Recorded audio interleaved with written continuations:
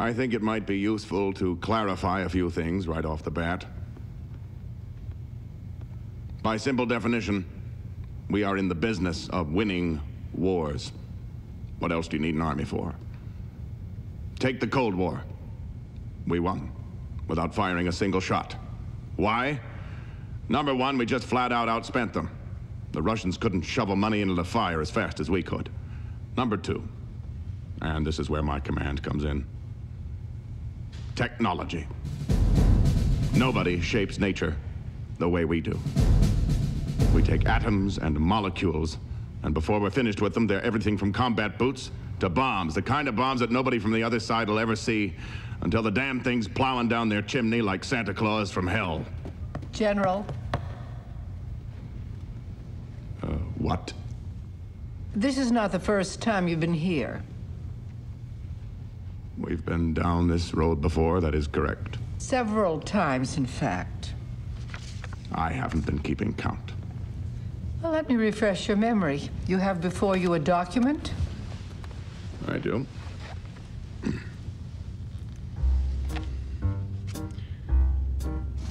The sensor-fused anti-tank missile.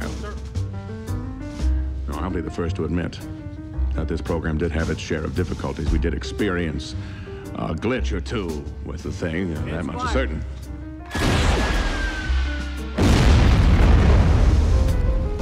But even a heat-seeking missile can miss a target. General, I see here that you taped electric hot plates to the surface of the vehicle to help your heat-seeking missile find its target, and that the temperature of the vehicle was so high that it could have fried an egg at 20 feet. It's fired.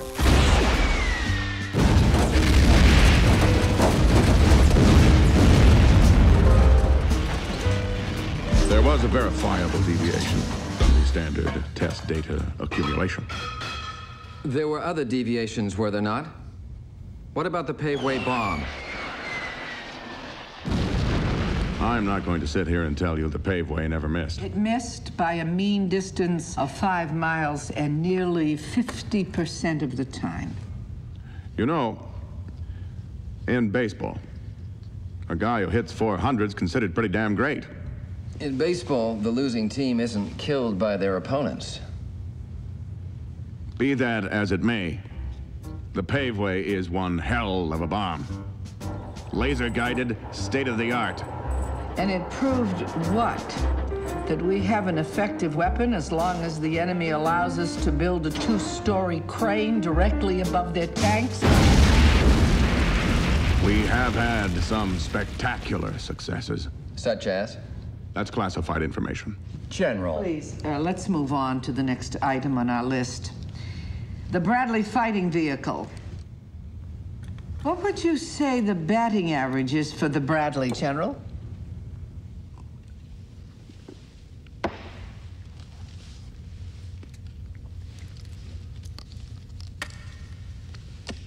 It takes people with sophisticated knowledge and expertise to conduct these tests and to interpret the results. If the U.S. Army acted on the advice of every Tom, Dick, and Harry who had an opinion on these matters, we'd wind up with a bunch of B-52s powered by outboard motors. I fail to see your point. My point is that a lot of things have to come together to create a new weapon, and it takes teamwork. Good, old-fashioned teamwork. Colonel James Burton, was he part of your team, General? More or less.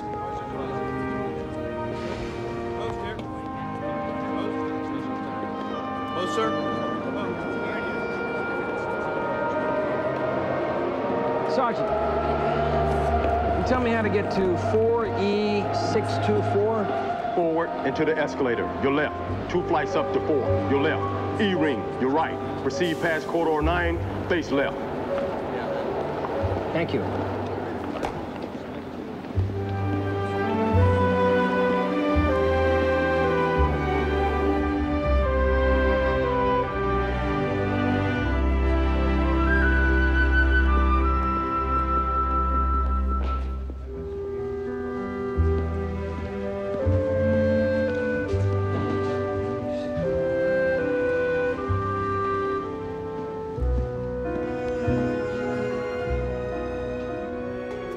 It's no secret that Colonel Burton had a rocky tenure, that we didn't see eye to eye.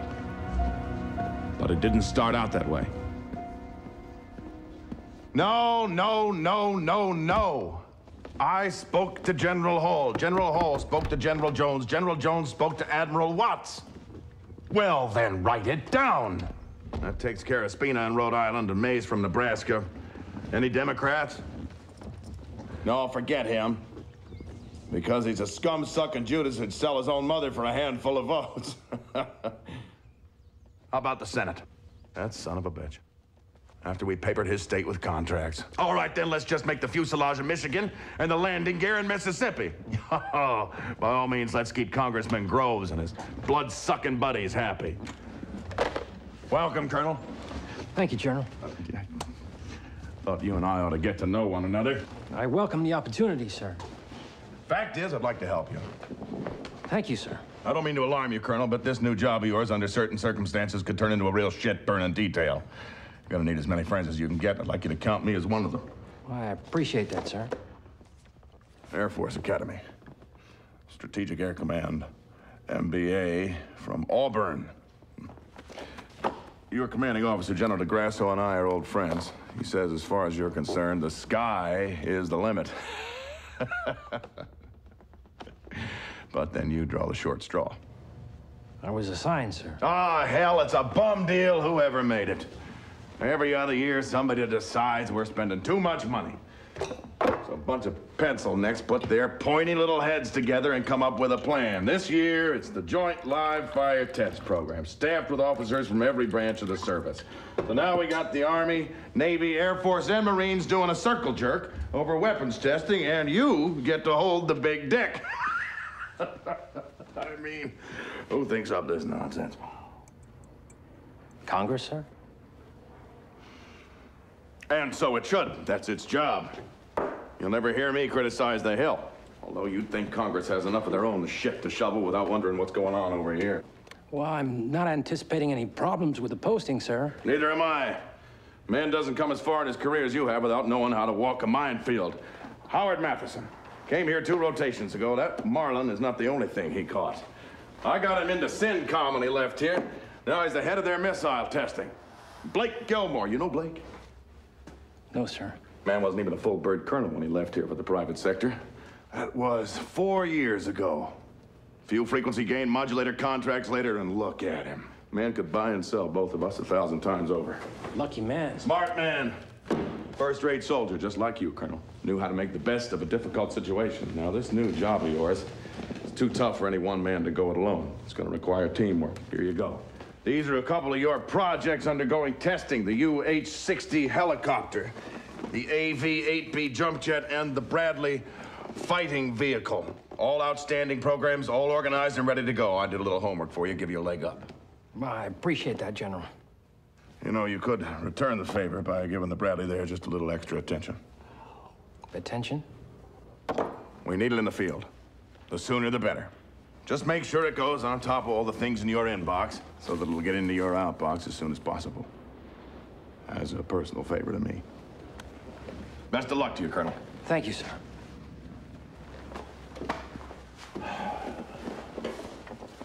Colonel, Sir? next time you're told to report to this office, be on time. Yes, sir.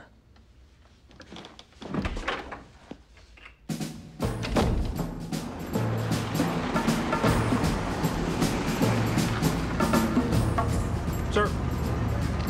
Colonel James Burton, I'm here to take a look at the Bradley fighting vehicle test. Straight ahead, sir. Thank you.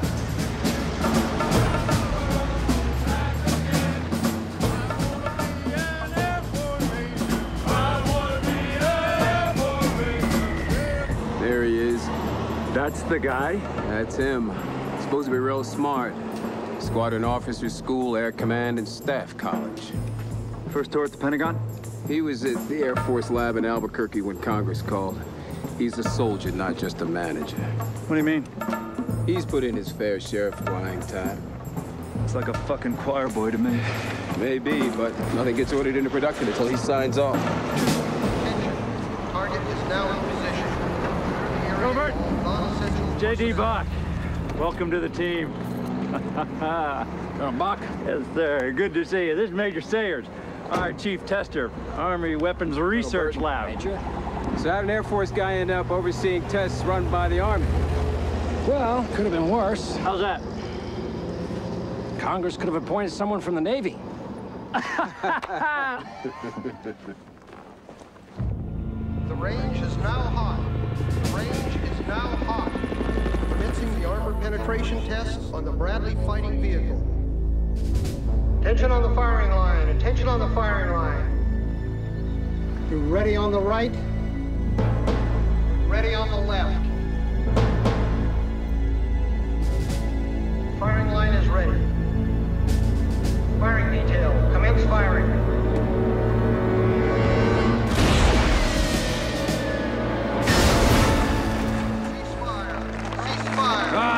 That is damn impressive armor. Congratulations. All right. Drinks on me, gentlemen. Joining us, Colonel Burton? Congratulations. Thanks for your help on that one. You know we couldn't have done it without you. Thanks for your help on that one, son. Thank you, General. Say, Colonel, are you going to join us? Well, shouldn't we take a closer look? No, actually, it's safety precautions. See, the fire team goes out there first, and then no one else is allowed near the vehicle for at least another hour. Well, why is that? With any anti-armor test involving a live round, there's always a freak chance that something might blow after the fact. Plus, we don't want to lose your first day on the job, Colonel. So how about that drink? Sounds good, Major.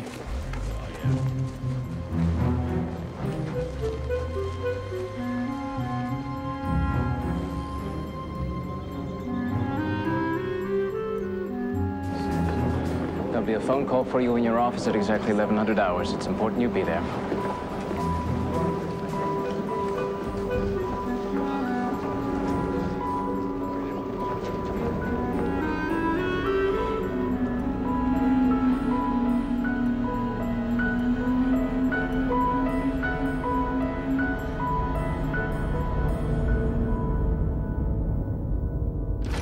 Good morning. Welcome, sir. Sign our new extension. Morning. We are 1577. Morning, Sergeant. Good morning, sir. I took the liberty of unpacking a few of your things. Thank you, Sergeant. Family, sir? What's that? Family. Oh, that's my uncle. He was a flyer in World War II. Huh. What's that? This is the plane I learned to fly in. The T-28. Used to take her up, slide the canopy back, fly for hours. Just me in the sky. Personally, sir, I like the sky right where it is, with me on the ground looking up at it. So, where you from, sir? Just outside of Chicago. And where would that be? Normal. Normal, Illinois? Is that on a map? Yes, Sergeant, it is. Is it normal and normal? I think the word is uneventful. You getting paid by the hour, Colonel? No, I got an appointment. I'll, take this, Sergeant, thank you. Fine.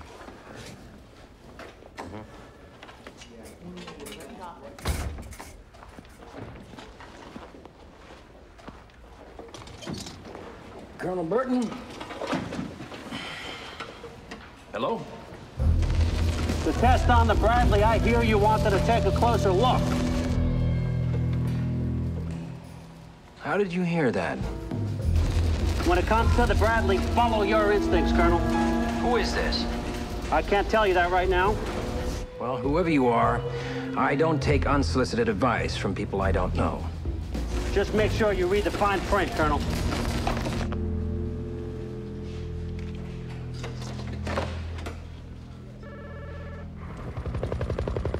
Sir, Colonel Burton. You're up early, sir.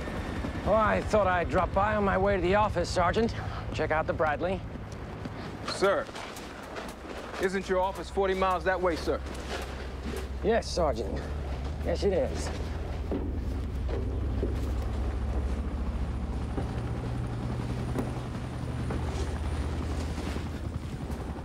Has anything been altered on this vehicle since the test? No, sir.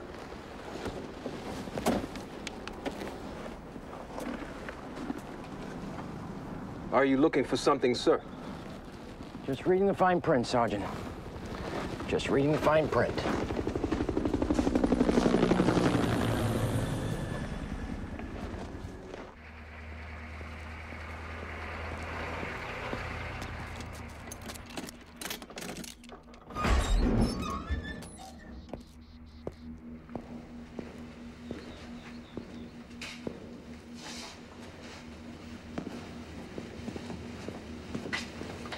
Stinger missiles, 50 cal tracers, 7.62 tracers, 25 millimeter rounds. What's this? That's what was used on the Bradley, sir.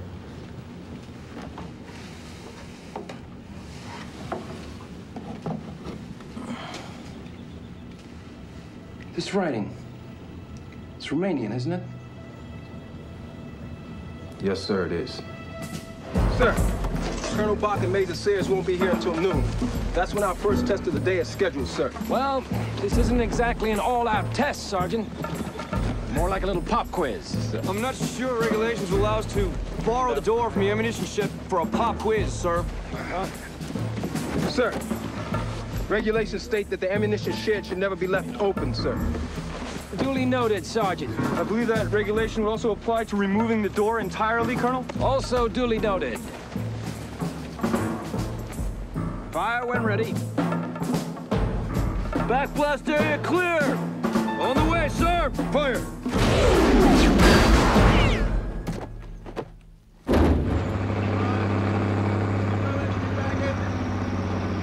Come on, straight, hold! You wrecked a door?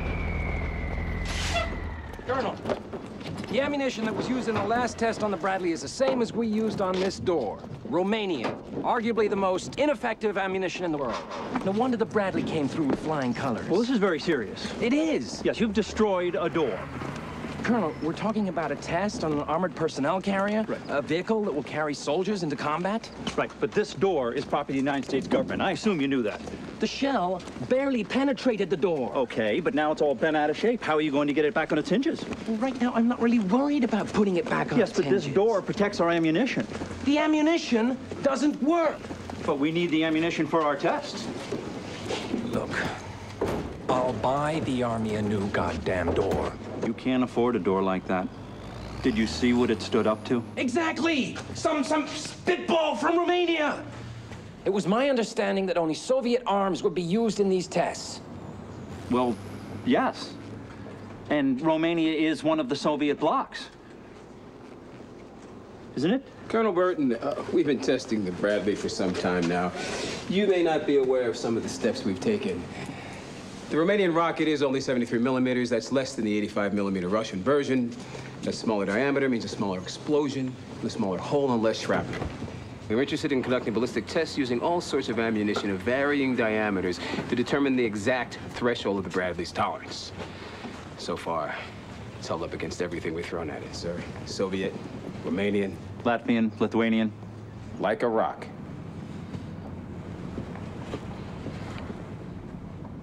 My apologies. Well, you're new to the project. There's a lot to catch up on. You're right. So if you'll just get me the test reports, I can catch right up. How's that, Colonel? Send me the data, I'll do my homework, and we can push this thing right through. But we've got 5 years of test reports on this model alone, sir. We have a schedule to maintain. And let's keep to it. Get the Bradley into production ASAP. What do you say? Thank you, gentlemen.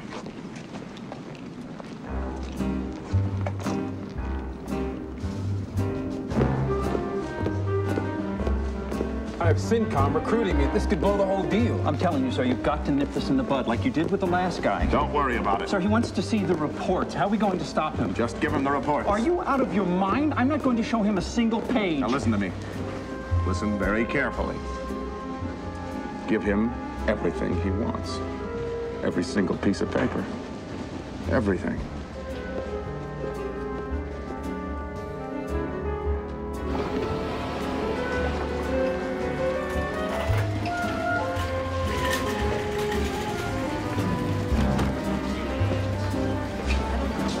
Sergeant? Good. Here, sir. What the heck is all this? Everything you ever want to know about the Bradley and weren't afraid to ask. Every memo on every last nut and bolt. Wonder which national forest laid down its life for this project. You read any of this stuff? Not yet, sir. I was hoping you'd show up with the cliff notes. I hardly know where to start. Maybe that's the whole idea.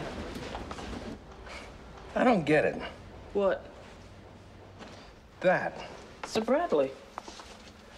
Well, if that's the Bradley, then what's this? What's the date? 1968. The question is, how did they get to that from this?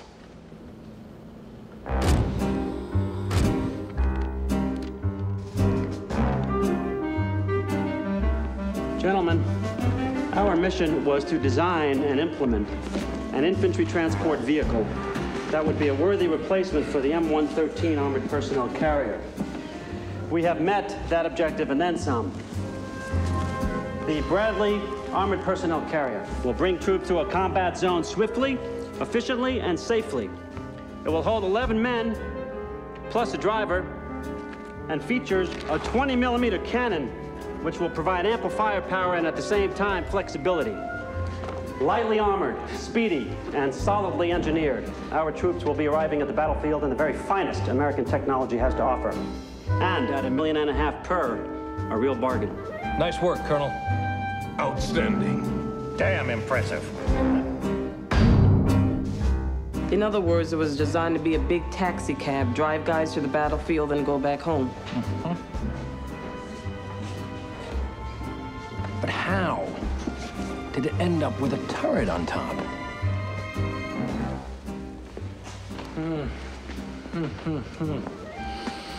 Well, this is all well and good, Colonel Smith, but... Something wrong, General? Well, with this gorilla in production, I don't suppose there's going to be anything left in the budget for my scout. Doubt it, Bob. You don't need scouts. You have radar, air recon, satellites. You always need a scout. And you know what I'm thinking? Why couldn't this thing serve as a scout? But it's a troop carrier, General. But this is a speedy vehicle. Why can't it be both? Well, for one thing, it's too big. And for the other, you can't really see out all that much from inside. Sounds like a design flaw to me. Design flaw? No. No, we'll just stick a turret on top with lots of opticals. But then, sir, it'll be even bigger. Well, what's your problem, Smith?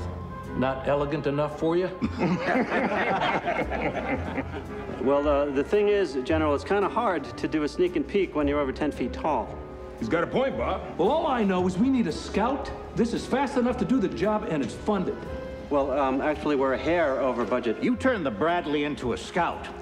We're going to be selling them off to some El Presidente de Chimichanga in no time. Anything for surveillance ends up south of the border before the paint even dries. When you needed that anti-aircraft gun, who backed you up on that? You did, Bob. And who testified to appropriations on behalf of that gun? You did, Bob. I'm talking to appropriations next week. Now, do I sell you on my scout or do I not? You did, Bob. And how about some portholes along the side for individual firearms so the fellas can stick out their guns and shoot people? Good. And you know what, Colonel? We already have the turret. We ought to get the biggest bang we can up there. I'm sorry, bang, sir? You can't hurt anybody with that pansy-ass gun. Add on some firepower. Where am I supposed to fit the extra ammo? I don't know. Can't you just shift things around? Make some room. You already got 4,400 rounds of machine gun ammo. Now you want to add 25-millimeter shells. General wants his ammo. He can't have his ammo, unless he runs alongside this thing carrying it. Well, can't you just squeeze it in? No. Oh, come on, just squeeze it in. We're not trying on Levi's here, Colonel. Are you telling me that in a vehicle this size, you can't find room for a few rounds of ammunition? Not in its current configuration, no, sir. So the configuration's wrong. There must be something you can dump. Dump, sir? Something you don't need. General, the interior is very spare. Besides the ammunition and the men... Maybe you can leave one of the fellows behind. Put the ammo where the men go. Sir, It is a troop carrier. So? Make a couple extra trips. What's the difference?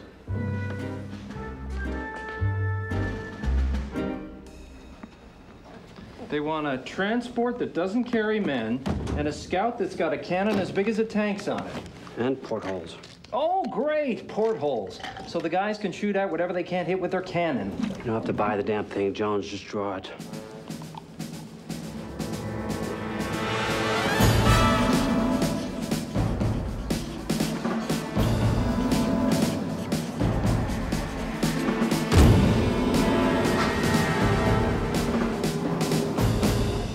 That's one hell of a cannon. That's a problem. Why? You go out in a battlefield with this pecker sticking out of your turret, and the enemy's gonna unload on you with all they got. Might as well paint a big red bullseye on the side. But it's a troop carrier, not a tank.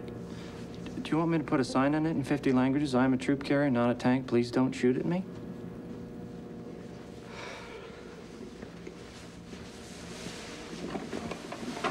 This was gonna be so beautiful. That's good work, Smith. Looks perfect to me. Thank you, sir. Thing is, Yes, General? looks a little like a tank with that cannon on top. Probably gonna draw more fire. Actually, sir, that has come to our attention. We know it's not a tank, but will the other side? I guess we could always thicken the armor, toughen up the hide a bit. Colonel Smith, could you explain why you put those portholes there? Yes, sir. As per your request, so the men could shoot out at the enemy. You're joking, aren't you? Besides, portholes? What are we in now, the Navy? Say, you think you could make this thing amphibious? You know, get the troops across a river? No. No, sir. No. No. Amphibious? The Bradley's supposed to swim? In theory, at least. Amphibious troop carrier / scout. / tank. Couple more months, I bet they can get this thing to fly. What's this in the margin? Please help me.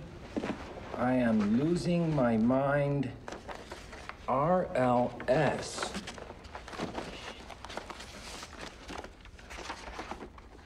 Lieutenant Colonel Robert Laurel Smith, head of oversight and development.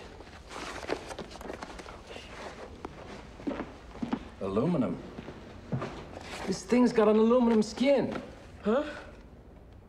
Anything an enemy tank fires at is gonna go through it like a hot knife through butter. We're doing the specs on using steel rather than aluminum. Of course, steel is much heavier than aluminum, so it won't go as fast. No, we can't lose speed. We lose speed, it won't work as a scout vehicle. It won't keep pace with the M1 tanks either.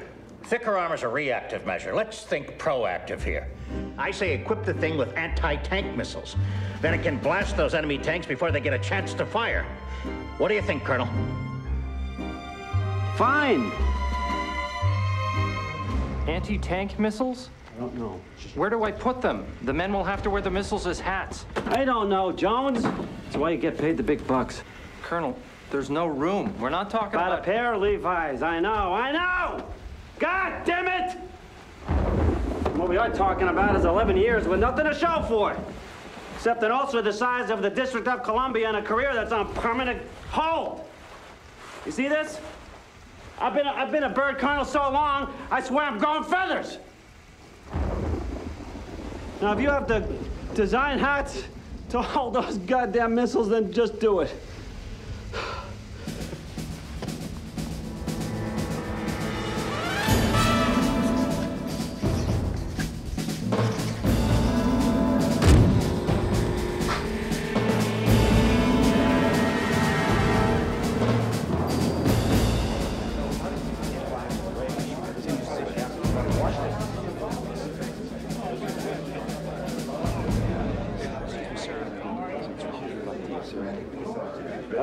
Ladies and gentlemen, if I can have your attention, please. If you'd all just take your seats. Thank you. We are pleased to present a scale model of the new Bradley fighting vehicle.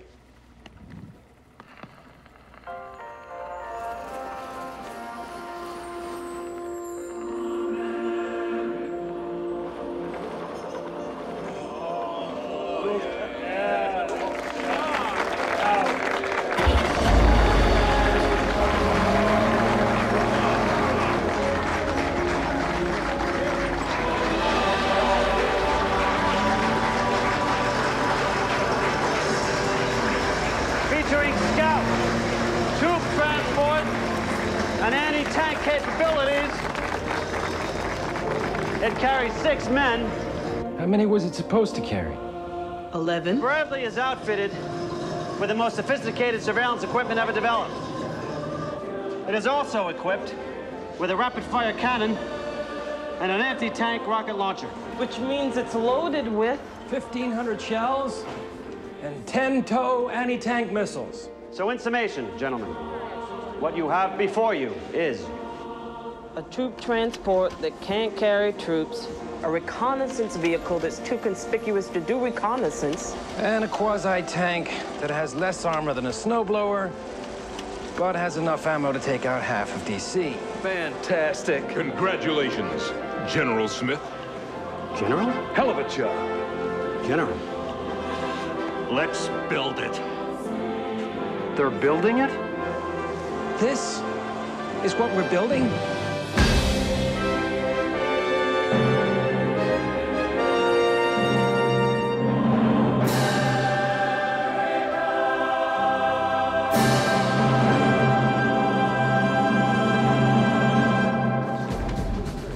Please be seated. This will be brief as I'm needed at the Oval Office. I want to call your attention to this morning's New York Times. If you'd be so kind to turn to the editorial page. It essentially says that every weapon we produce is an overpriced piece of junk. Now, that's not news. Critics have said it for years. What was news to me touched on our supposedly spectacular Sergeant York anti-aircraft gun. It says there that when the Sergeant York proved incapable of hitting airplanes, we test-fired it at hovering helicopters. When it failed to hit hovering helicopters, we fired it at stationary targets, and it missed those. Now, is this possible, General Keane? There was a problem with the proximity fusing. According to this, one missile locked onto a ventilation fan in a latrine and destroyed the latrine. Were we test firing at latrines that day? My first sergeant was in that latrine at the time, and I can assure you he's around to swear otherwise. Why am I learning about these things in the newspaper? It makes me look foolish, and I am not a foolish man. General Cushing, are you having any problems with the Maverick missile you're testing? No, sir. Admiral Morehouse, any problems with the A-12? None whatsoever, sir. General Partridge? Sir. Any problems with the Bradley? No, sir. Absolutely not. Production is imminent. Mr. Secretary, I believe the press is on a wild goose chase, looking for problems where none exist. Let's hope you're right, General. Because there are people in this administration who do have problems. Terrorists in Lebanon, and Colonel Gaddafi in Libya, and Sandinistas in Nicaragua. And let's not forget our ongoing problems with the Soviet Union. Frankly, I don't appreciate calls from reporters and congressmen asking me why nothing we are working on works.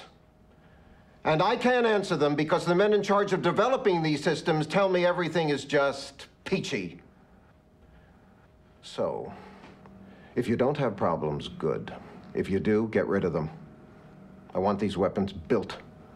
If not by you, I'll find men who can.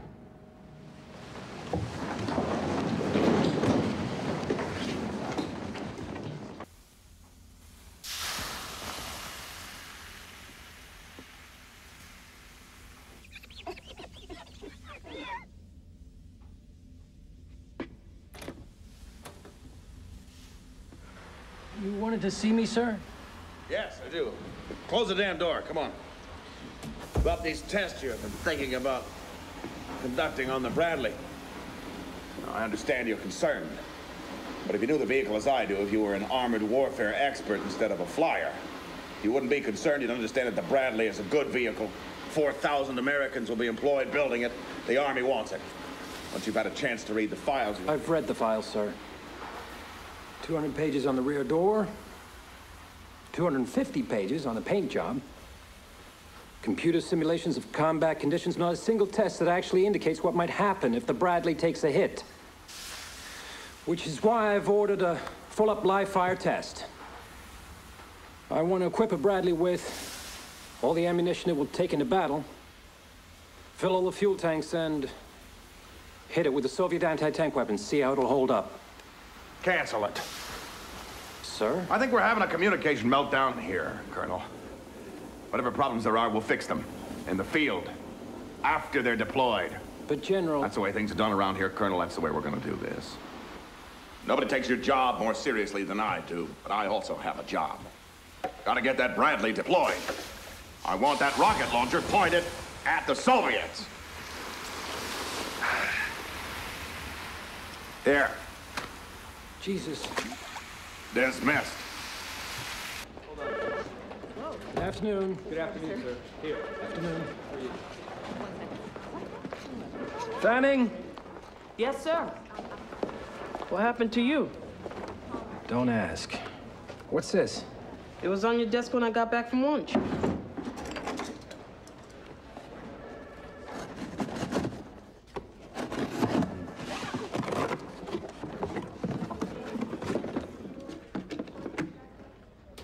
Some ammunition for your Bradley battle.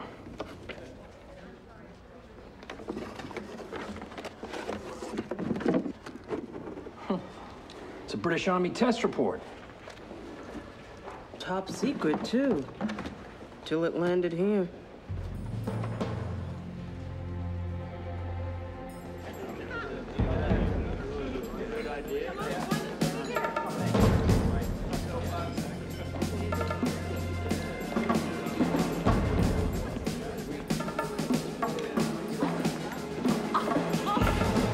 General Smith, Jim Burton.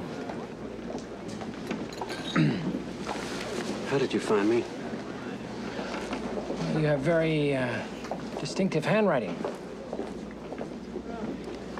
I've been reading memos on the Bradley going back to 1968 with your handwritten notes in the margin or initialed by you.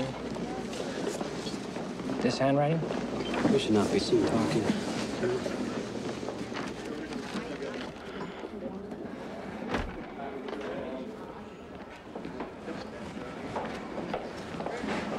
Look, you contacted me, General. No.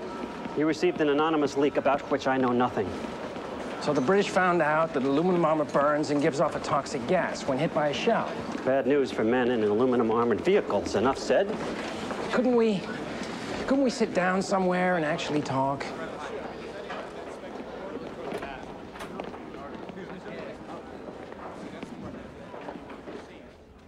Are you out of your mind, Colonel? If the Pentagon had their choice of busting us or nailing a Soviet spy, they would choose us in a heartbeat. Well, who exactly is us, General? There are some people who work in the Pentagon who are fed up watching billions of dollars thrown away on defective weapons upon which our troops are supposed to stake their lives. People like you, Colonel. We are the enemy. To whom? To majors who want to be colonels, to colonels who want to be generals, to generals who want that 4-star. You bet we are the enemy. Nobody moves up without getting things done. So what you don't want to be is the one who drops the ball, because if you're the one who drops the ball, no promotion. No star, no cushy job with a contractor when you retire. Which is why, Colonel, any and everyone attached to the Bradley will see to it to stop your tests. General, I appreciate your interest, if not your methods.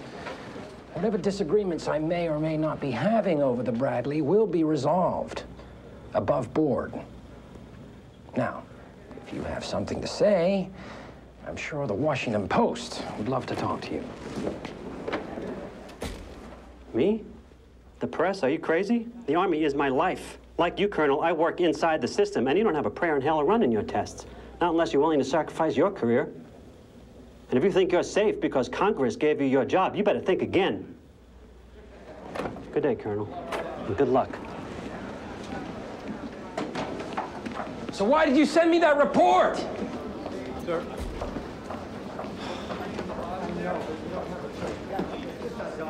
Nice to see you, General. Good to see you.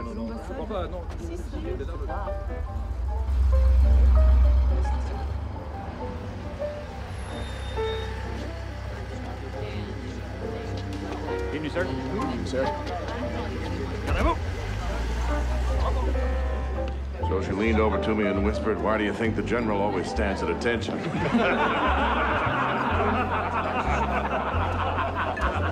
Sir. sorry to disturb you, sir, but Major Sayers is in the library. Tell Major Sayers I'm busy. I'm sorry, sir, but he said to tell you that the little prick ordered tests on the Bradley. What? I'll have his ass in a sling so fast. Who's that, sir? Major Sayers or the little prick? Wait, General, sir, he now seems to know about the study that the Brits did. What study? The Brits did a study on aluminum. That would be the same aluminum sheathing used on the Bradley, sir. When hit by a shell, it has a tendency to burn, and when it burns, it gives off a toxic gas. God damn it. We fought a revolution so we wouldn't have to pay any attention to the fucking British. So why are they messing things up now? I thought you talked to him. I did. Man must be an idiot or a fool. Well, can't you stop him, sir? No, I'm not his commanding officer. Some draft-dodging junior congressman decided we needed more objectivity in the testing process. Goddamn checks and balances. Right, General, with all due respect, this isn't just a check, sir. It's more of a full fucking body block. If we don't get the Bradley out there now, it'll be stuck in development forever. Start production now. I'll throw Burton a bone or two. Let him run a couple of tests. Yes, sir. General, actually, he'd like to blow it up. I don't give a flying fuck what Burton wants. Let him do some piddly shit stuff. Take it for a test drive. See if he can parallel park the fucker. Just get it into production.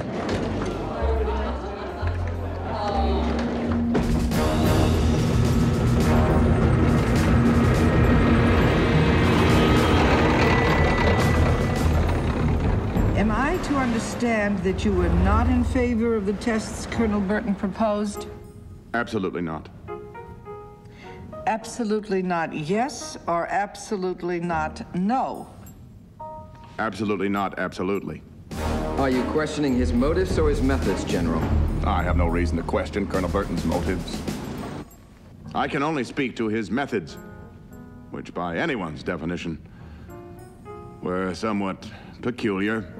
I mean, there were other ways to find out if clothing would catch fire inside the Bradley when it took a hit.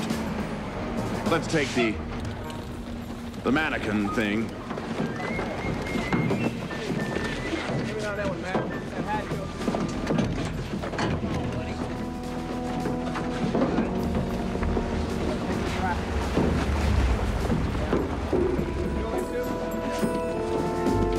Colonel? Yes?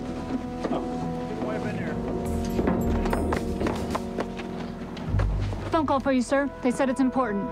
Very good. Dalton? Yes, sir. I'll meet you back at the firing area. Yes, sir.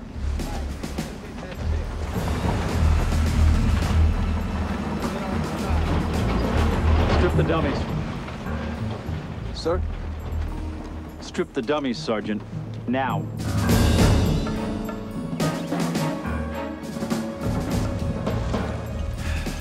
Thank you. Let's go. Fire when ready.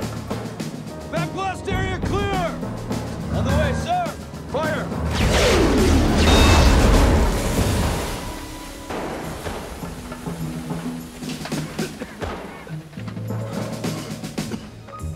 Hold it there. Let me see those. Uh-huh. Oh, that looks good. Uniforms look good. Great. No doubt. Wait, what's that? That's part of our test. That's part of our test, Colonel. Wait a minute. Certainly, no one in my command gave the order to strip the dummies and put their clothes inside a fireproof container inside the vehicle while Colonel Burton wasn't around. The insults that were traded that day definitely had no business showing up in the test reports. They were, of course, deleted from the final report. All except Colonel Bach's unfortunate reference to Colonel Burton's mother. I understand temperatures were running high.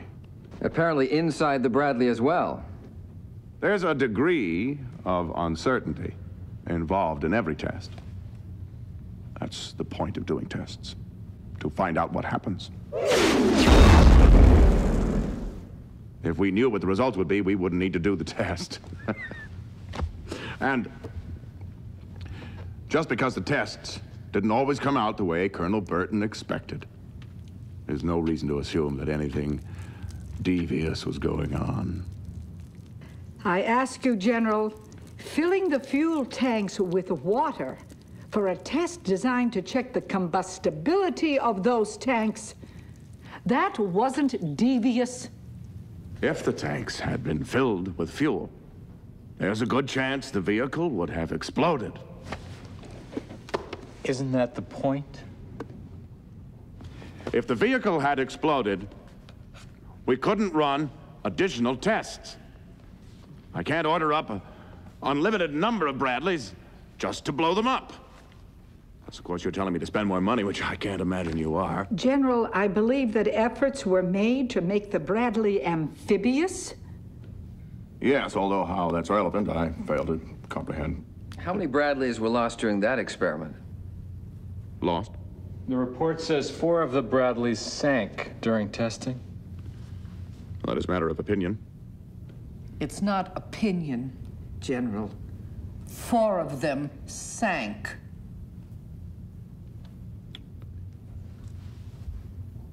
Technically, yes. General, can we get back to the fuel tanks? Hey, Sergeant!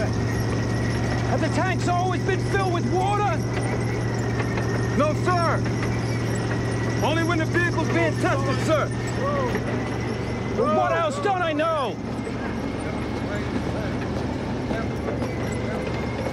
Sergeant, I'm asking you a question. What else don't I know about these tests? The ammunition stored in the Bradley, sir. What about it?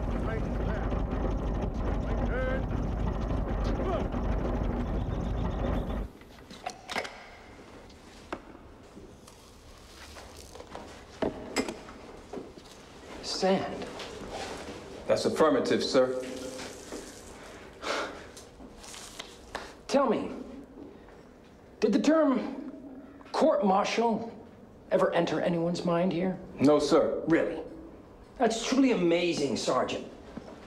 I mean, here we are watching water drip out of the gas tanks and sand spill out of the ammunition right after a test that was done to figure out whether or not the damn thing is safe. And no one here even thinks of the term court-martial. Now, why, if you don't mind my asking, is that? We were under orders, sir. Do you think acting on those orders is conscionable, Sergeant? It doesn't matter what I think or do, sir. Because you desk warriors from Washington will show up and find a million different ways to make the test turn out whatever way you want, sir. I'm not here to manipulate test results. I'm here to learn the truth. You want the truth, sir? We get a new white knight every other year, sir. Some guy just like you, and you all start off the same. Big speeches that turn to shit after 6 months when your next promotion comes due. And then it's business as usual. And where did you pick up this lousy attitude, Sergeant?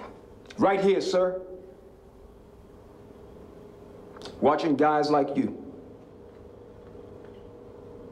I'm sorry. I'm really sorry to hear that. Because unlike you, I take my job seriously. Really? Well, maybe. Maybe you can explain to me, Colonel, why the Bradley's been ordered into production before you have done your job.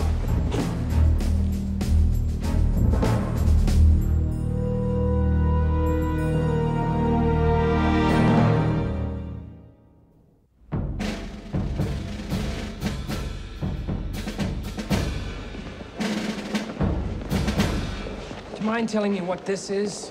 100 Bradleys have been ordered? We have a schedule, Colonel Burton, and I'm not going to have it on my record that the Bradley fell behind schedule just because you're fussing over some goddamn test. Those goddamn tests could save lives. The Bradley will save lives, Colonel, by bringing men to the front line where they're needed. Do you have any idea, Colonel, what would happen to those men if the Bradley takes a hit and the aluminum burns? I know all about the British study, Colonel, and it is bullshit. That thing could be a death trap. Says who? Says me. And how do you know? Have you put people in there during a test? No, of course. So you don't know, Colonel, actually know anything. And until you do, all you're doing is wasting our time.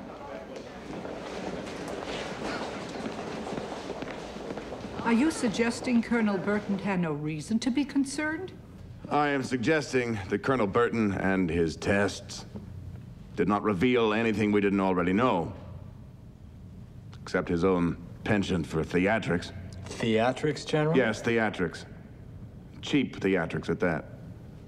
So, Billy, now the little prick has issued a memo that stipulates that for the tests, he'd like to use sheep. Jesus. We've already started work on the chassis assembly. Dave, don't worry about it. Well, because if the sheep come out of this thing tits up, we're going to have to start production. There are ways around it, ways around anything. Absolutely. Like what? Well, we could sick the animal rights people on them. Well, it is cruel and unusual treatment of sheep. Rack of lamb. Yeah, that would be me. Yes. Major says just called, sir. Uh-huh. When do they plan to run the test? Immediately, just as soon as we send over the sheep. We? I thought they were in charge of the sheep. They say it's being handled at our end. The Surgeon General's office. What does the Surgeon General have to do with sheep?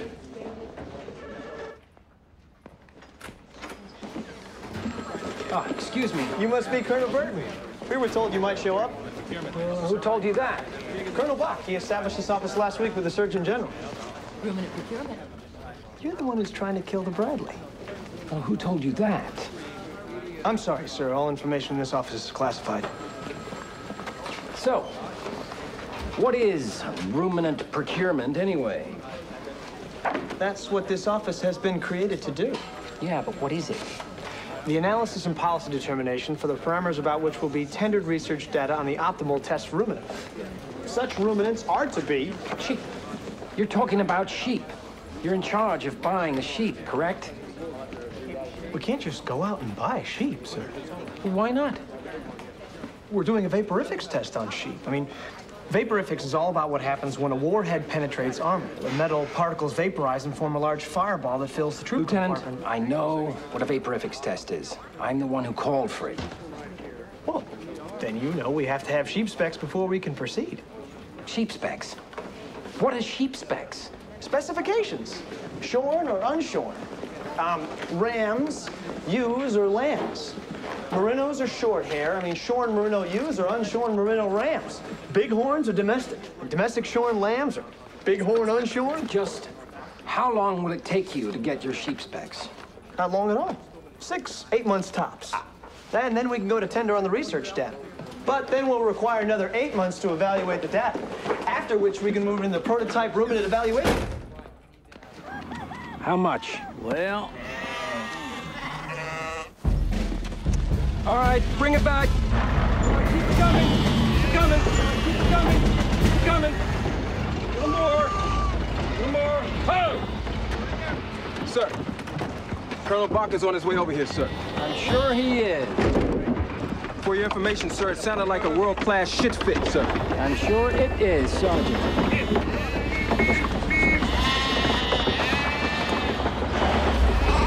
Come on, let's move it out. What the hell are these sheep doing here?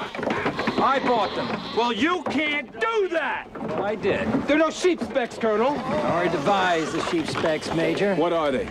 They're alive and kicking.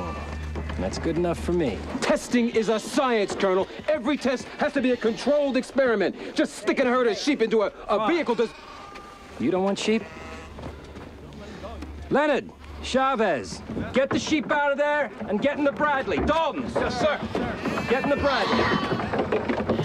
Sir, I need a vaporifics test. Get in the Bradley. Everyone in the Bradley. Are you totally out of your fucking mind, Colonel? You think this is some kind of joke, Colonel? Well, let's see. Oh, we'll just use the sheep. I think that's a terrific idea. Use the sheep in the Bradley. All sheep in the Bradley. Come in here. We're gonna get down! God damn it! Back blast area clear! On the way, sir. Fire!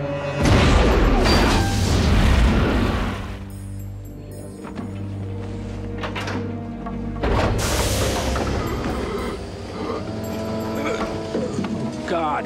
Granger, don't breathe! What the hell happened? Damn fuse! Stay back!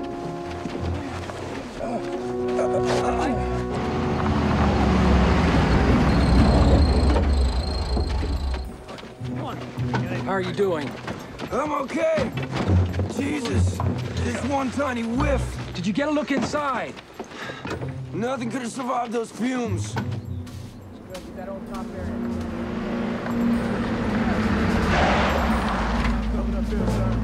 Sergeant! Where are the sheep? Major Sayre said they had to go in the incinerator. What? They just carted them away, sir. Oh, no! Oh, stop!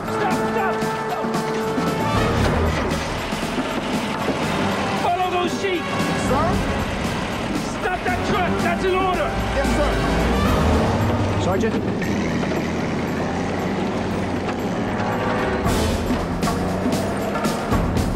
I need them for autopsy to verify test results. I see him. We got him, sir.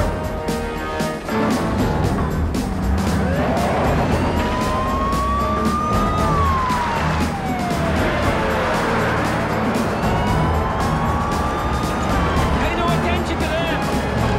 Sir? Concentrate on the sheep. Look out! Whoa.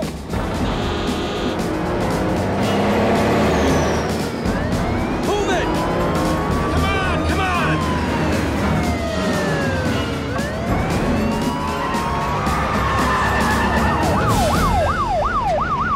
Damn it! What the hell are you stopping us for? Stop the sheep! What's the hurry, sir? Not one of the tests I've ordered has been conducted according to plan. And since my job Your job is to stop whining and serve the United States as befits an officer. My job, General, is to oversee the Joint Live-Fire Test Program and deliver a report on my findings to Congress. And in order to do that, I'm going to have to insist on a live-fire test of the Bradley under combat conditions. There's simply no other way. You fucking flyboy! You don't know jack shit about combat!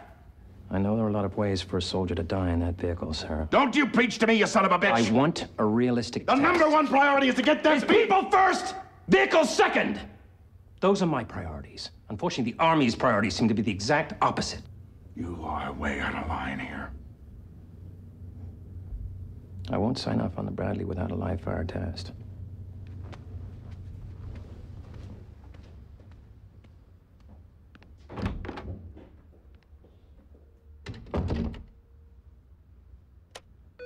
Sir? Who's Burton's commanding officer? General DeGrasso, sir. Get him for me now.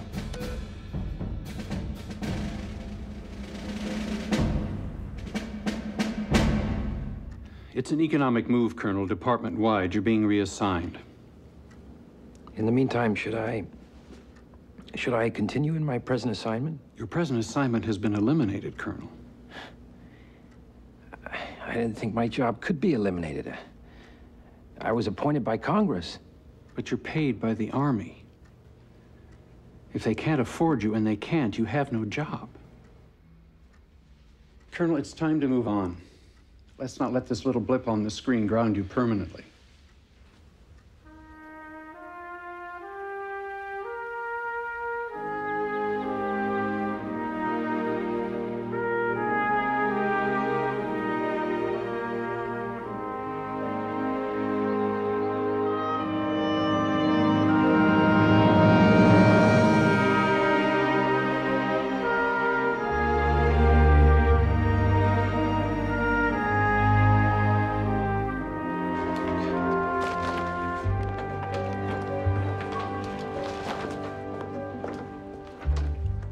Would the colonel ever consider having a drink with an enlisted soldier?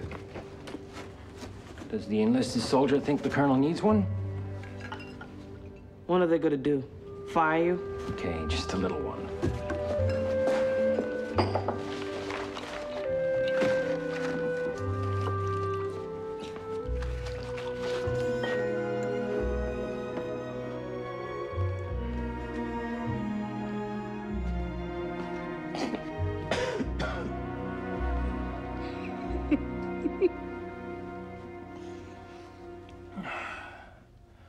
You know what's really ironic?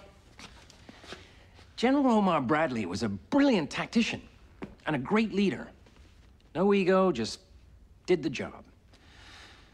And he looked out for the morale and the safety of his men. And then they go and put his name on this thing. Talk about a kick in the ass. The closest the brass ever get to a battlefield is the first tee on a Saturday morning. You know, Fanning, I've been around long enough to know that the Pentagon's not a charity. It's cash flows and egos. It's part of it. It's what helps drive it, fine, but somehow I always thought the men came first. I always thought that the people on top knew that it was about the soldier in the field. You gave it your best shot. Did I? Yes, sir, you did.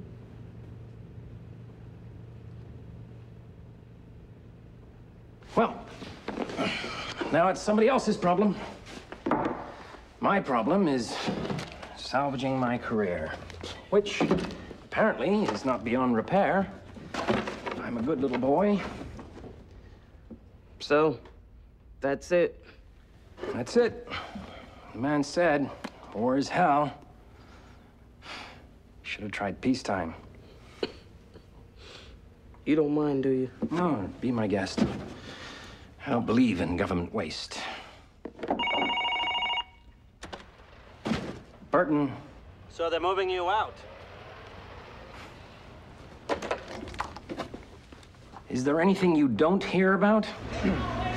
Well, how far are you willing to go with this thing? Question is, how far are they going to send me? I think you ought to take a trip to California this weekend. I'm not really up for a vacation right now. No one goes to Fresno for a vacation, Colonel.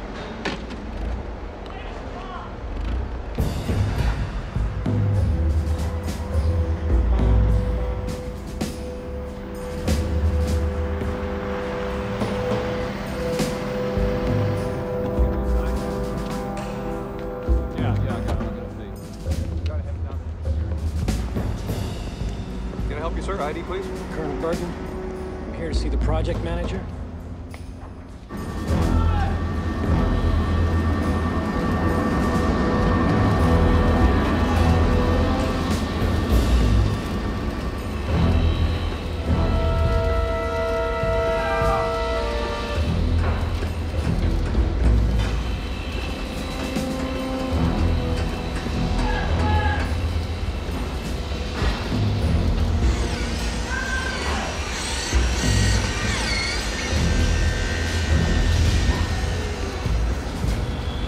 Colonel Burton? Yes? Steve Johnson, project manager. Hi, thank you. All set, let's go.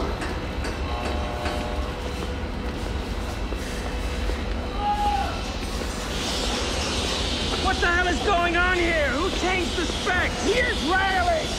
The Israelis? When? When they placed their order. So these are for export? Yes!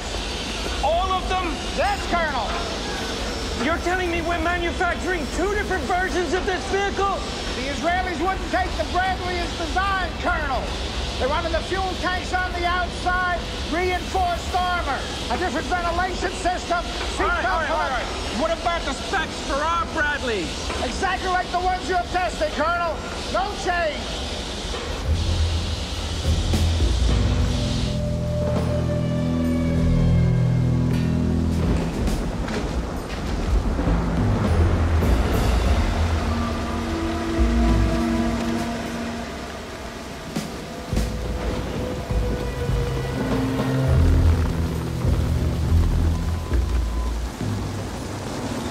You were followed? Followed? I drove around for hours. I don't even know where we are. Maybe you'd prefer to meet at the Officers Club. So when did the Israelis test it? They didn't have to test it. They knew by looking at it that it was a death trap. So while we're sending our guys off to die, the Pentagon brass is redesigning the damn thing for somebody else? They can't sell it overseas like it is. Business as usual.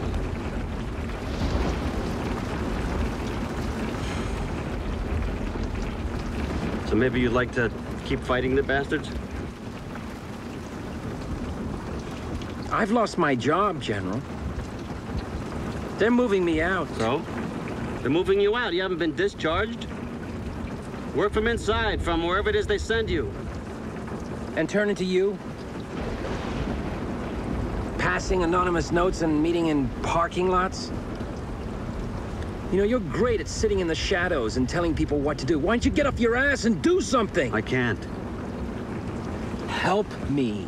I have done everything that I can. I've been fighting this battle for almost 20 years. I'm not gonna go to the mat over this.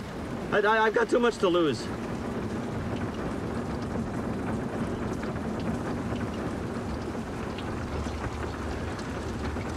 $70,000 troops. 70,000 American boys will ride into battle in the Bradley if America fights another war. We can't be a part of sending them to their deaths.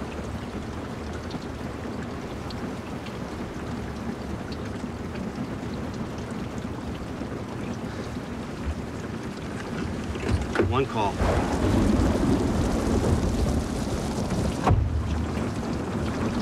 What? One call. I'll make one call and that's it.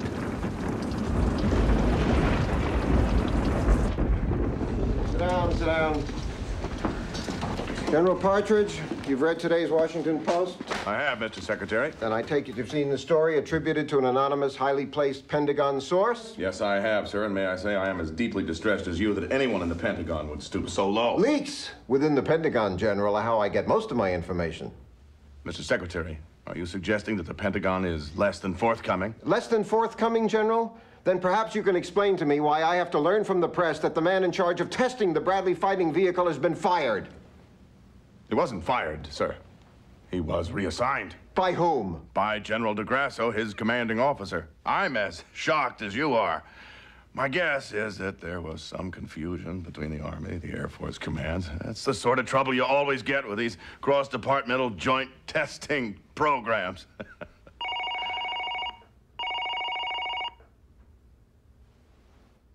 Yes? Congressman Stratton is on the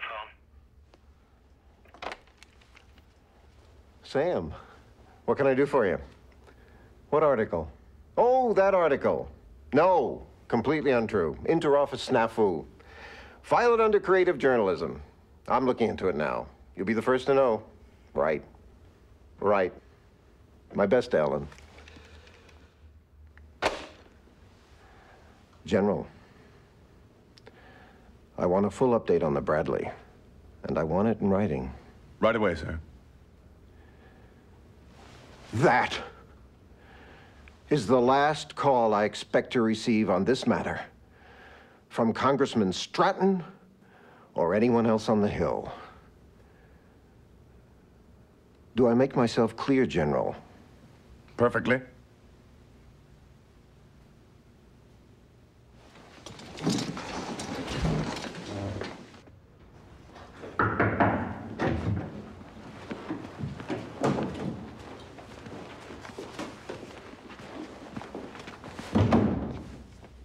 Colonel Burton, I want you to write your report on the Bradley. Sir, I was under the impression that my job had been... Your job has been reinstated. I want you to report on my desk by 1800 hours tomorrow. Yes, sir. And, Colonel, in case you are unaware, as per the military manual, you will deliver your report to me and to me alone. Should so much as a single copy of your report be made public, I will bring you up on charges of willful subversion of military procedure and have you court-martialed.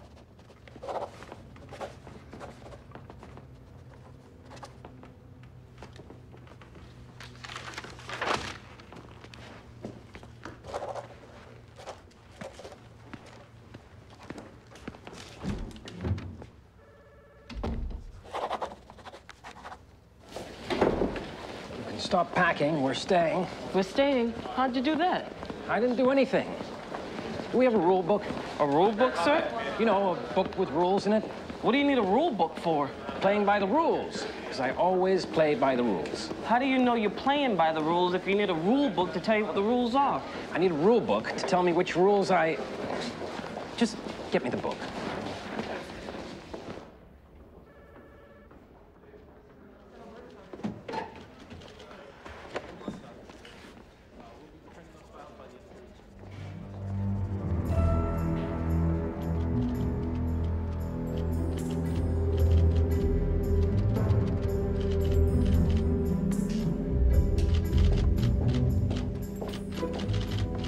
You need anything else, sir? Chinese food? No doughs? No, thank you, Sergeant. I'm fine. Well, then, night, sir. What sounds better? The Bradley has so far failed virtually every test, or the testing program of the Bradley has been without any coherent standards? They both sound like something the General wouldn't want in his report. This is not just a report. It's a deadly weapon. Sir, an M16 is a deadly weapon.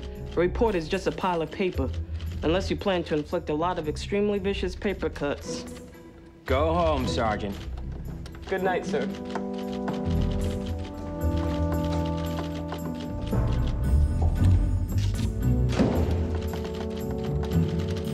The failure of the Bradley to incorporate even the most elementary safeguards to protect the troops inside raises questions about the integrity.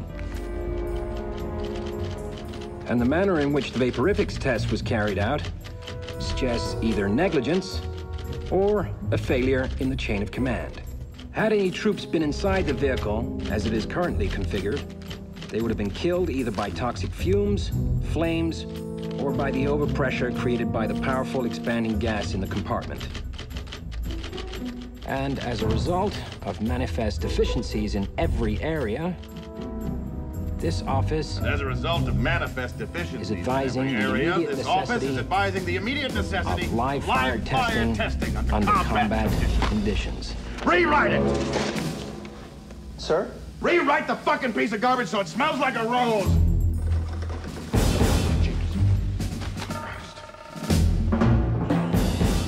The Bradley test standards have been consistently altered in extreme ways. The Bradley tests have been extremely consistent.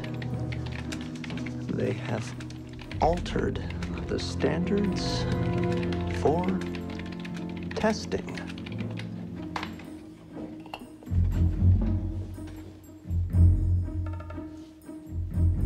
Test after test has revealed design flaws in the Bradley.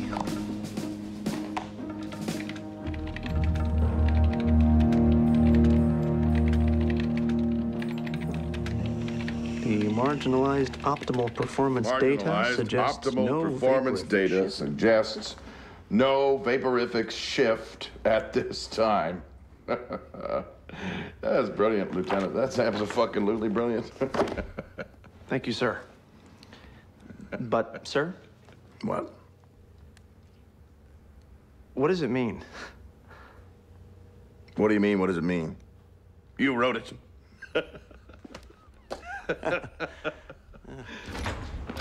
Good afternoon. The Bradley tests have been extremely consistent. They have altered the standards for testing. Have you actually read this thing? It's exactly the opposite of what you wrote. How can they do that? They're playing by the book, Sergeant. And so am I. Paper cuts. Vicious paper cuts.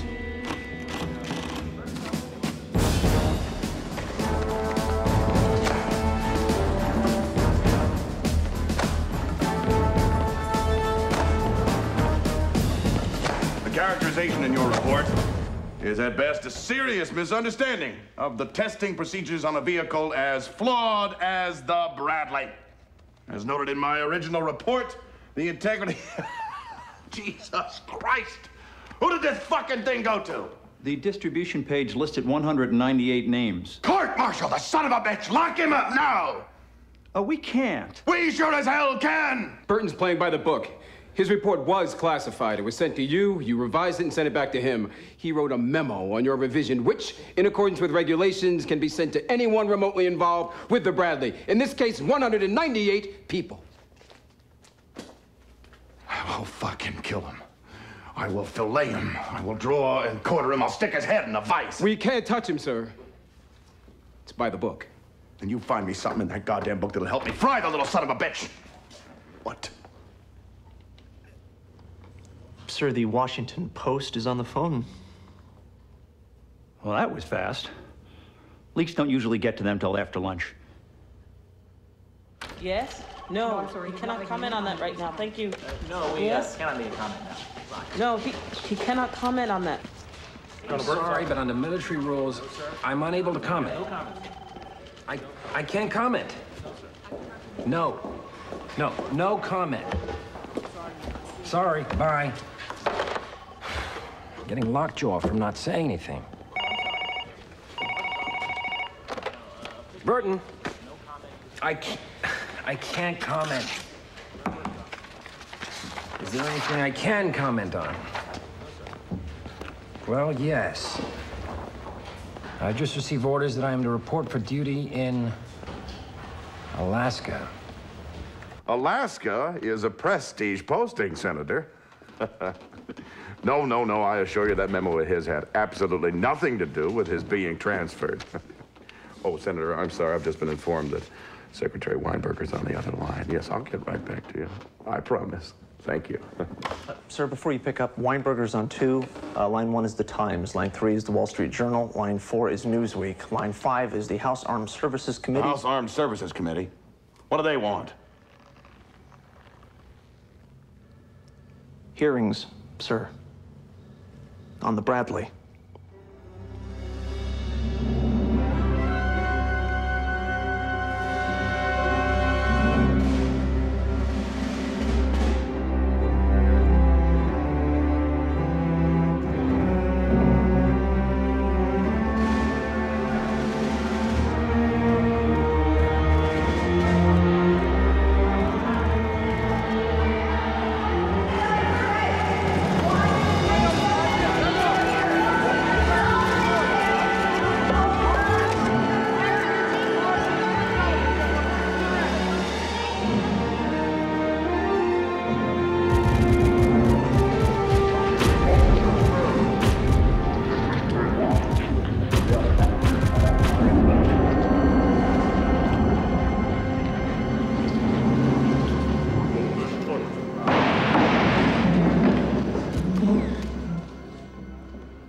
Alaska?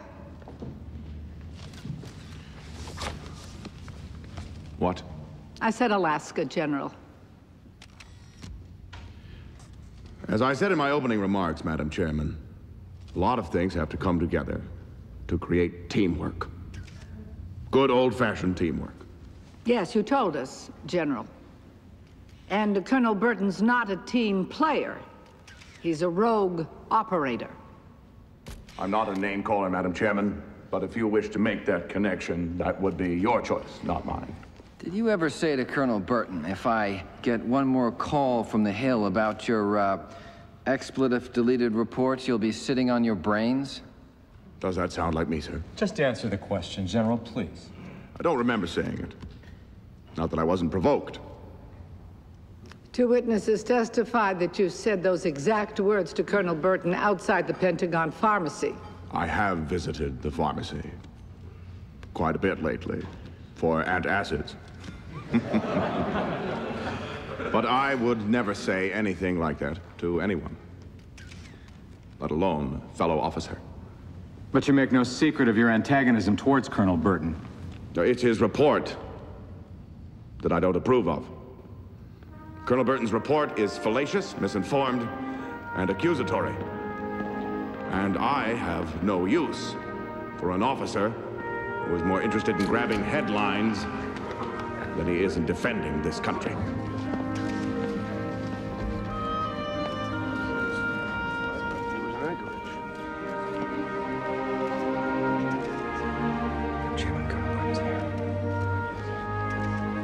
At this time, the committee would like to call as witness Colonel James G. Burton, United States Air Force. Madam Chairman. Yes, General. As you must know, under the rules of military conduct, no man can appear at these hearings without the express order of his commanding officer. Unfortunately, General DeGrasso is on a fact-finding tour of our bases in Germany. I don't believe General DeGrasso has given any order for Colonel Burton to testify. You're quite right, General. But as Colonel Burton has been transferred to Alaska, he's no longer under General DeGrasso's command. Am I correct?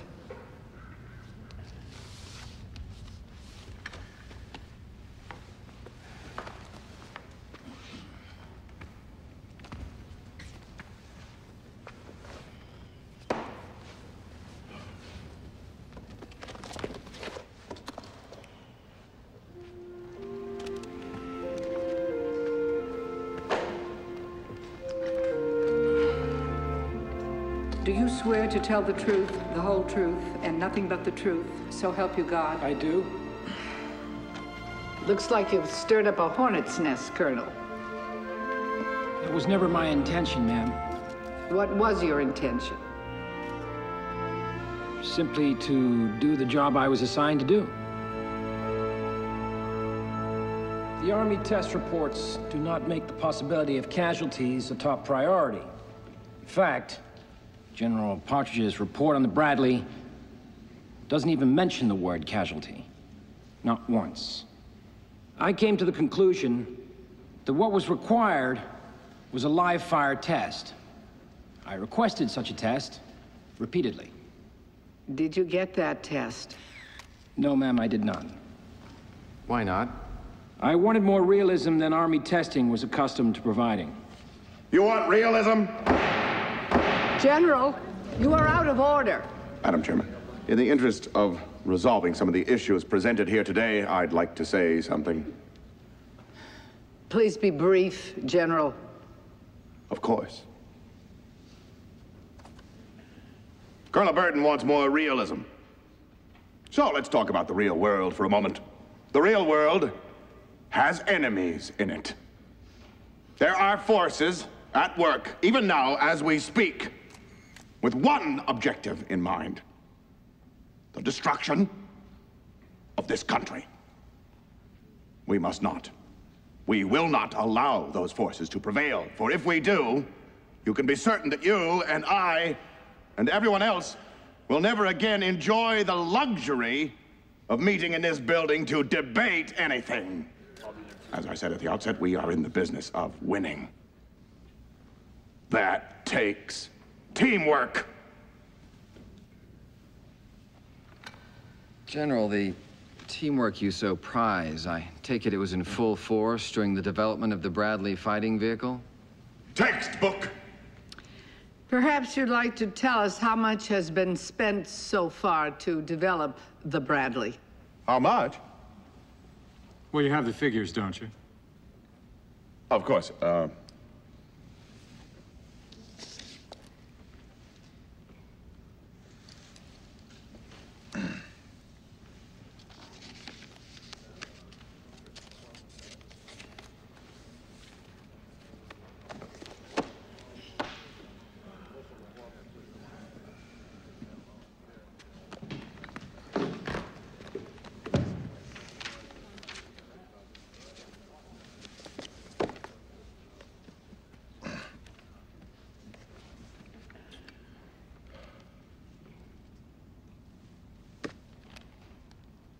$14.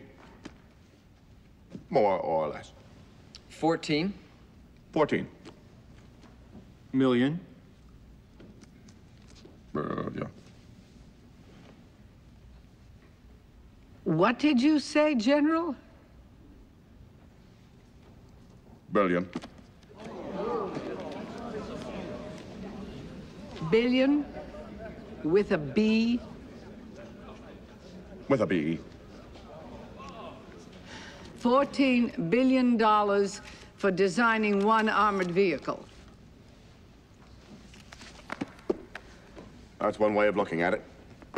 Of taxpayers' money. We are all taxpayers, after all. We're in this together. General, how many years has this program been running?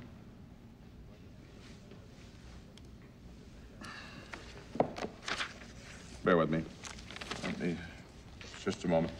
Well, let me...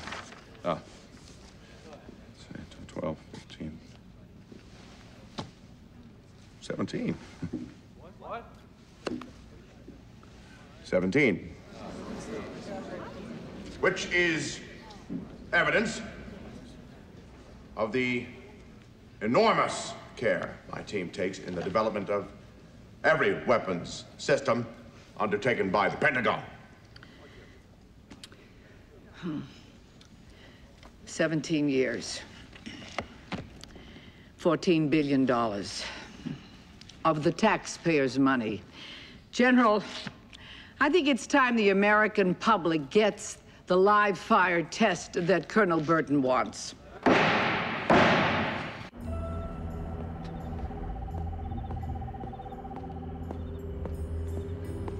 Tomorrow's the big day, sir. Uh-huh.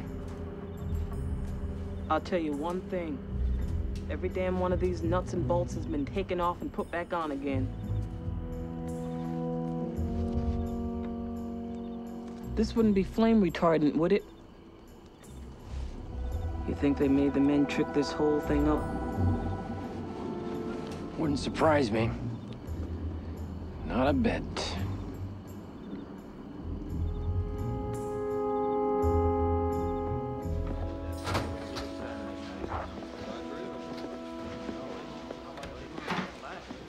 Room, attention! At ease, gentlemen.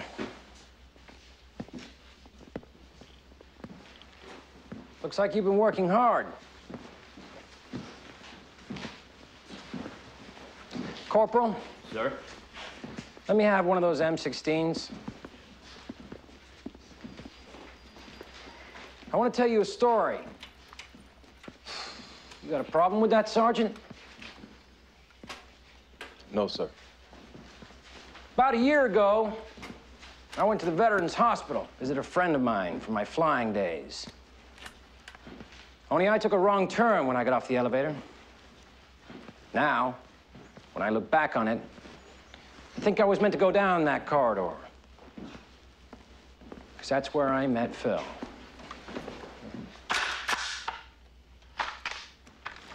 Thank you, Corporal. But, sir... Let me finish, Dalton. I want to pass on something I learned about the M16 from Phil. You all know the M16 better than I do. A lot of you used it in Vietnam. But you were lucky. In the early days of that war, they sent guys off to fight with M16s that jammed in combat. A little bit of dust, a little bit of rain, and the gun was useless. Maybe those early M16s weren't tested properly. Maybe somebody somewhere was more worried about a production schedule or a promotion than he was about those grunts in some faraway jungle who might end up with their stomachs in their hands. But you don't know anyone that happened to, do you? No. I'm sure not. Otherwise, you'd be out there right now making sure that that Bradley is exactly, and I mean exactly, the way it would be under normal combat conditions. With some of your buddies riding inside. Guys like Phil. Only Phil has been in a coma for the last 20 years, since the day his M16 jammed somewhere outside of Benoit. But hell, you don't know the guy. Or anybody like him. Right?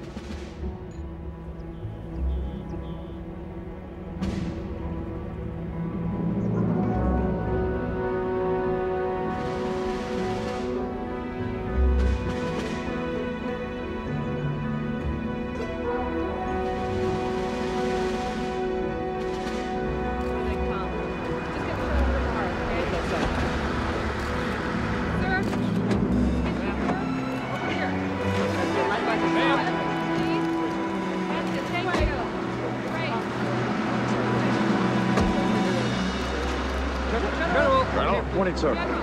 Everything all right? Oh, fine, sir. Just fine.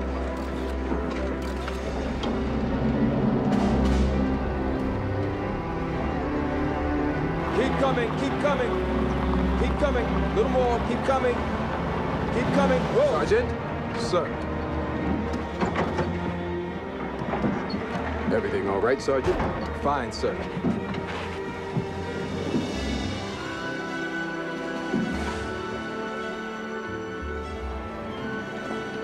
Oh, thank you. Welcome, Sergeant.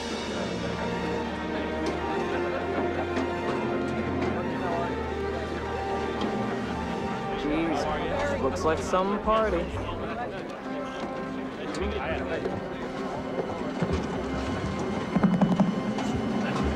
Ladies and gentlemen, please be seated. Thank you.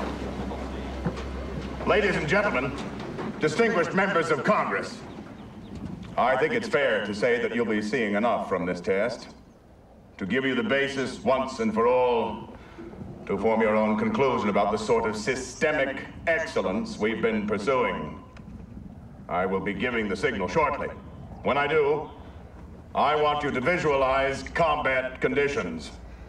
Imagine that the men firing that round are the enemy, and that the Bradley, I don't have to tell you, the Bradley is on our side. Ladies and gentlemen, distinguished members of Congress, I give you your Bradley fighting vehicle.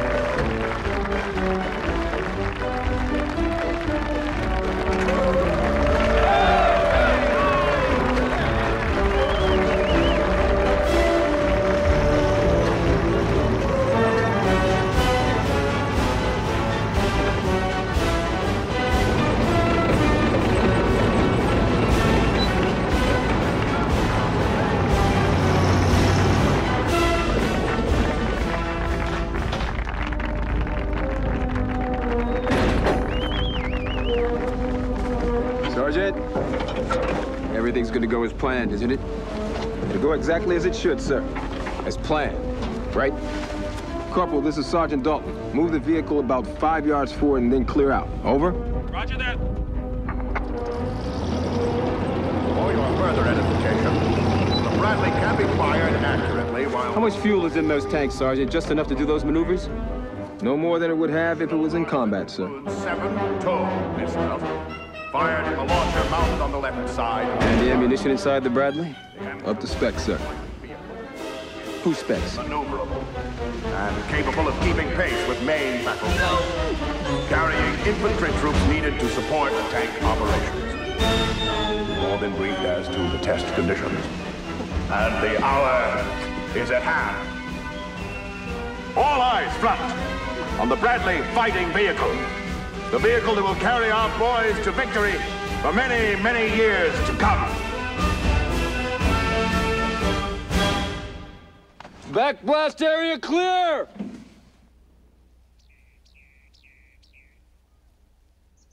Fire!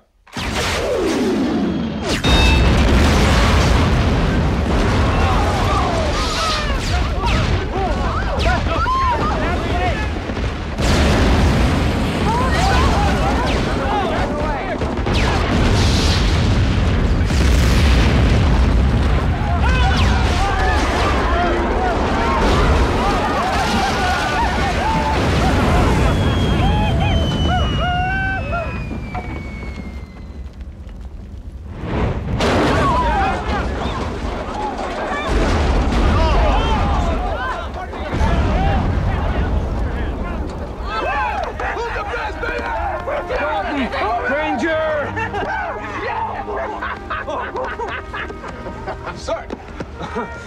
Sir! Could you, explain, please? We tried to tell you, sir. You see, sir, when you gave us that speech last night, we had already fixed the vehicle back to the way it should be. So you were ahead of me. I don't know about ahead, but we've been behind you ever since you fried those mannequins. And the sheep, sir. Man, that was epic.